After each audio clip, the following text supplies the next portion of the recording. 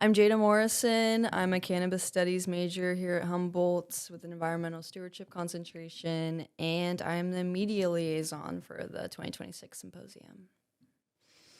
All right. I'm Ellis Bebo. I am also a cannabis studies major, but with a social justice and equity concentration, and I am a student co-lead for this symposium. I'm Dan Marr. I am the Cannabis Studies Lab faculty advisor, and I'm also a lecturer in the Cannabis Studies program. Yeah, so I definitely feel like the planning has gotten a lot more focused. I feel like we've really, in the last 2 years, been able to actually properly flesh out what we want from this event and where we want to go and who we want to involve in this.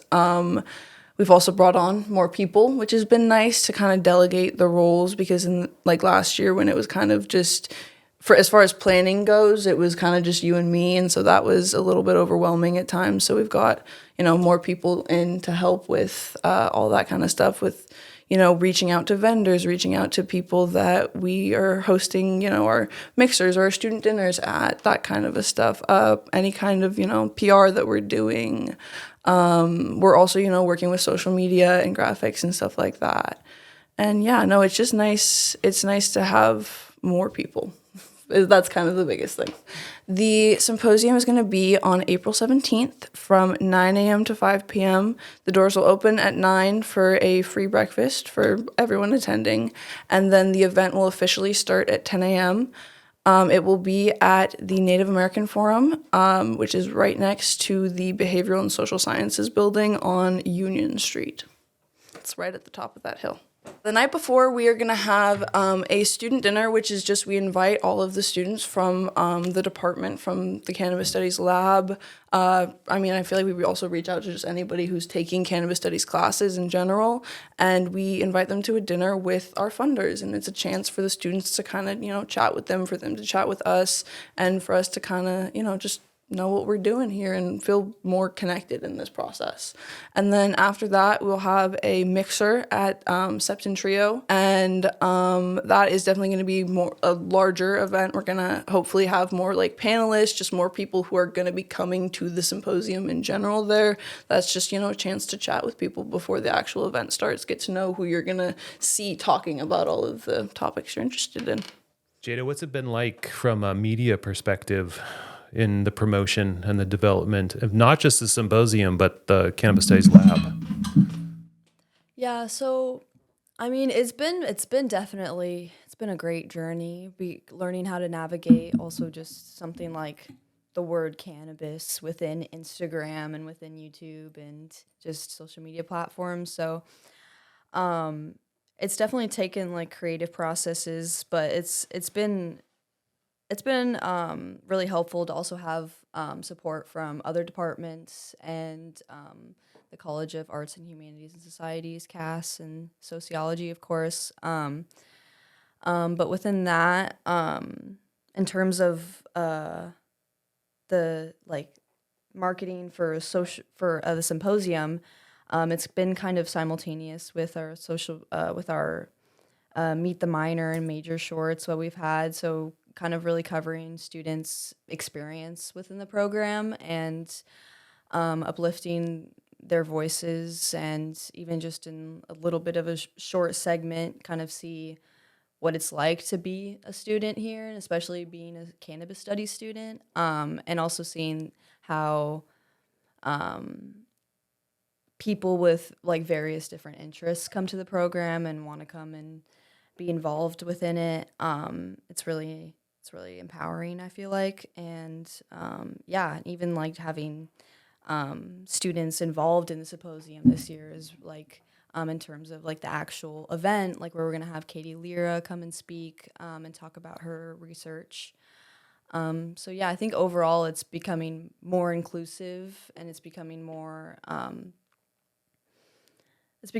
intriguing just for people with so many different interests and backgrounds, especially. From the cannabis story is so diverse, and it's very old, but it's always evolving, right? And I see that what you guys are doing here in the lab is helping to evolve the story, right? The stigma, well, you can just go back to the fact that it was illegal altogether, right, in the state. And then the fact that we have a program that exists here at Cal Poly Humboldt, and then that you guys get a seat at the table to start like documenting and writing your story in relation to cannabis. I think that's huge. And Ellis, you're in a film class doing documentary. Yes, I am. So you're getting to tell a story like through like a class, right? And get credit, but also like that gets to be spread out there. Exactly. I'm actually doing a documentary I'm doing one of my documentaries with Jada about like the whole, I don't know if censorship is a pretty good word, like the fact that we can't say cannabis when we are a cannabis studies program, and just how that is, that's just insane. And I feel like we keep fighting for our place at this school, and it like, or just to be like noticed or respected by people, and it's really frustrating. And I want more people to realize what we have available and how good of a community this is and how much fun it is and how we all like, I don't know, it's just such a great place. I feel like more people just kind of dismiss us because they don't like, not to be like they don't understand who we are, but they just have this preconceived notion of what they think a cannabis studies degree would be. And so they just assume that that's what it is, you know? Yeah. And so I want to do what I can to change that. And that's so indicative of cannabis Exactly. in this story, right? Yeah. I mean, you think like what you just described, right, is how farmers have felt for a long time, you know, and not just here in Humboldt County, but in other counties as well, right? In other regions and other states and other countries. And yeah, how do we collaborate and work together to change the narrative? Yeah. Right? And educate each other, right? And realize like in nature, right? So too in human culture, like diversity is key. Like having diverse voices is really how we can come to those collaborative solutions.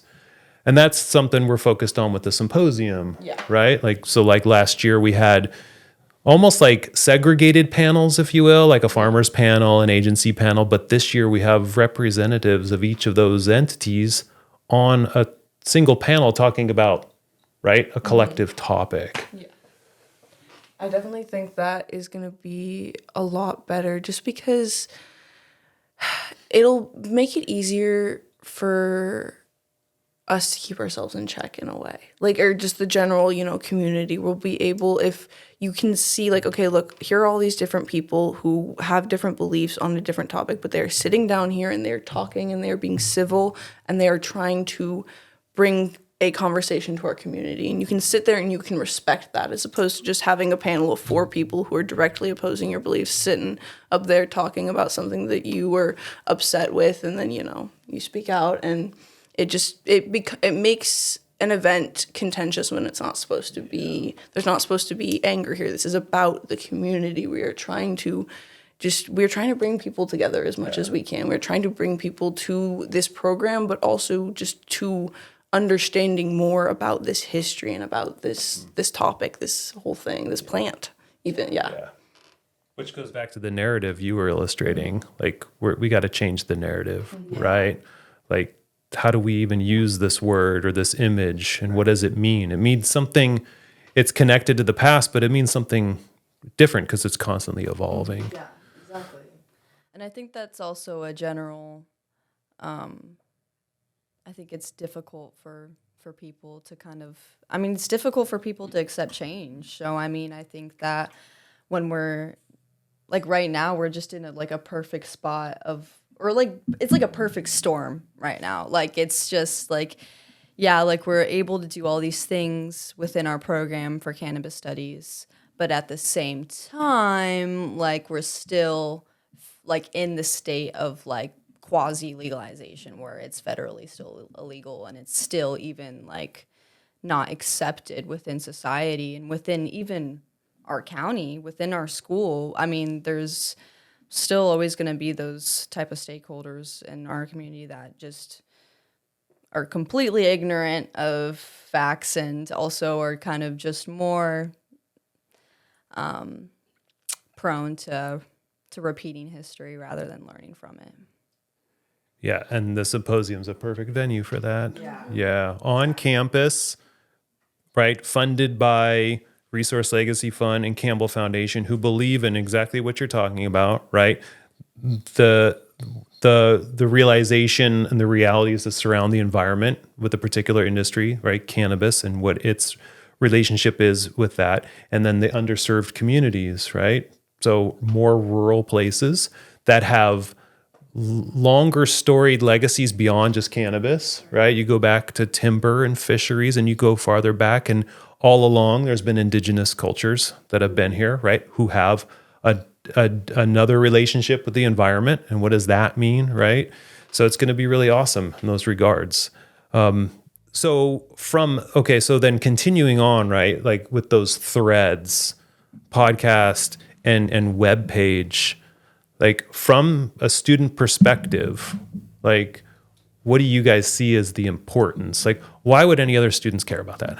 I think because it allows them to become involved with their community. I think because, I mean, specifically talking about, cannabis studies students, it allows them to become part. I mean, this program is so young and there's still so much more that we want to do with it, where it's like, if you get in now, you can be a foundational part of this program. You can have a real effect on this program if you come here and you put in the effort and you put in the time, like, we're all doing. So it's like, it's a chance to be a part of the community that you signed up for, Yeah, I agree with that. I mean, it's also like, I don't know, personally, I feel like I've put myself out there in ways that I wouldn't think that I have before.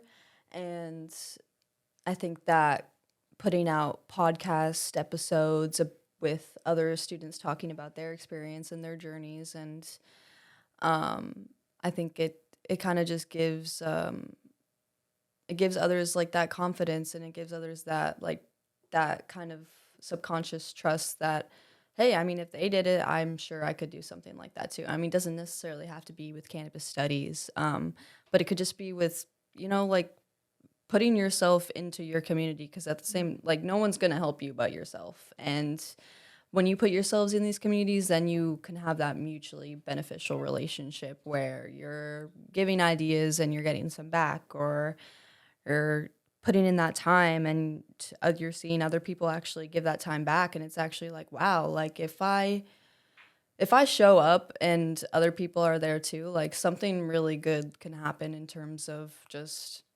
I mean, I feel like it mentally improves myself being able to work in, like, being able to work with people that I usually wouldn't work with too. And like, it kind of also just gives you skills that you necessarily wouldn't in like a classroom space, or like just like a regular job, like a 9 to 5 or something. It's much more flexible, and it's much more, you realize that you're like, okay, I need to like practice some emotional regulation right now. Like it takes like, it's like, honestly, it's like mental health skills for me at this point. So I feel like it's also kind of, I don't know, it could just help give others that like that confidence that you can grow, I guess. That's a perfect like illustration of what the lab is. Like I came in today and Dr. Whitney Ogle was in the other room with her students, right? They're doing research from a kinesiology lens, right? But related to cannabis, right? And then I had a meeting, and then I came out, and then in walks Brady, an environmental studies student major, hanging a flyer on the bulletin board, right? And like for their club and stuff. And I'm like, go check out the back room. And I'm like, anytime you guys want to come and do a podcast about what ENST is doing, like, let us know, to the fact that we have a couple of students who are organizing an open house, and it's not just like exclusive to the major. It's like, no, they're going to go around and they're going to invite EOP, right? And all the other like journalism and women's studies, and like be like, come over, check out what we're doing. We want you to like participate on whatever level you want to participate on. I think that's really cool. That's really rad. I agree. Yeah, come to the symposium at Native American Forum right next to BSS at 9 a.m. on April 17th, 2026. That's when our doors open for some free breakfast for the event, and then the event will officially start at 10 a.m. Awesome. Groovy.